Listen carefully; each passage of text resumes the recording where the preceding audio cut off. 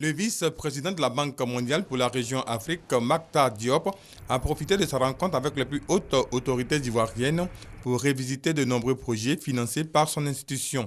Une place de choix sera accordée aux secteurs sociaux. Nous avons discuté des possibilités d'appui, aussi bien d'appui budgétaire que d'appui dans les autres domaines, à travers des investissements dans des secteurs qui ont été définis par le gouvernement. Le gouvernement a été très clair qu'il souhaiterait qu'on puisse, dans les années à venir et dans les semaines à venir, accroître nos investissements dans les secteurs sociaux. Ces filets sociaux comprennent l'élargissement de l'accès à la santé et à l'éducation, ainsi que les réformes du marché du travail.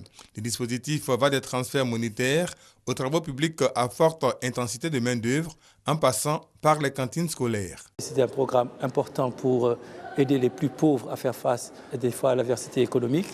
Et nous avons un projet déjà de 50 millions de dollars qui a été approuvé par notre conseil d'administration. Et nous avons décidé d'augmenter les montants alloués à ce projet de 100 millions de dollars. Donc nous aurons un total de 150 millions de dollars pour financer les programmes des filets sociaux.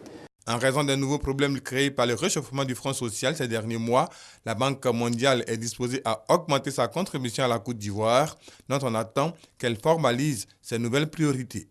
Un certain nombre de dépenses supplémentaires vont être nécessaires pour faire face à un certain nombre d'engagements que le gouvernement vient de prendre. Nous attendons la finalisation des chiffres, des montants.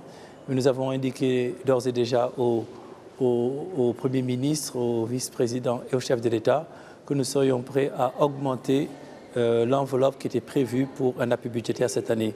Nous avions initialement prévu 75 millions de dollars cette année. L'année dernière, nous avions fait 100 millions de dollars d'appui budgétaire. Cette année, nous envisagions de mettre 75 millions de dollars, mais à la suite des développements récents que nous avons enregistrés en Côte d'Ivoire et les besoins financiers qui seront plus importants, nous allons augmenter ce montant de manière significative. Les chiffres définitifs seront communiqués lorsque le gouvernement aura conclu un peu son estimation du coût financier d'un certain nombre de mesures qu'il vient d'adopter.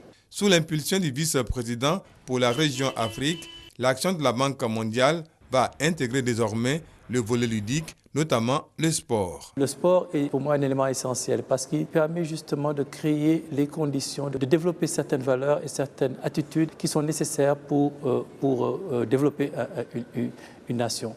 Deuxièmement, l'impact du sport sur la santé est connu, je n'ai pas besoin d'en parler.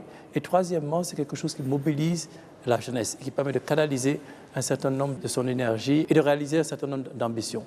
Donc ce que nous souhaiterions faire, c'est de lier nos programmes d'éducation avec les programmes de sport.